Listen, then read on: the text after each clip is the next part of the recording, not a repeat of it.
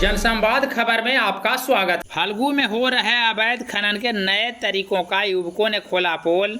मौके पर पहुंची पुलिस 2 सीढ़ी ठेला को जब्त कर थाना लाई। दरअसल घोसी थाना क्षेत्र में चल रहा अवैध खनन पर नकेल कसने को लेकर पुलिस सतर्क हो गई है।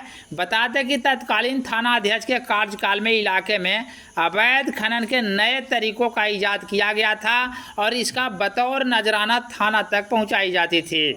लेकिन नए थाना अध्यक्ष के आने के बाद पुलिस इलाके में कार्रवाई में जुटी है और इसमें सबसे बड़ी सहभागिता कुछ युवाओं का भी है जो नदी में हो रहे अवैध खनन की सूचना पुलिस को दी। बता दें कि नदी में अवैध तरीके से गड्ढे कर लाल बालू का अवैध खेल चल रहा था, जिसको पुलिस मौके पर पहुंचकर बंद कराया है और घटना में शामिल 2 सीढ़ी ठेला को भी जब्त कर थाने लाई है।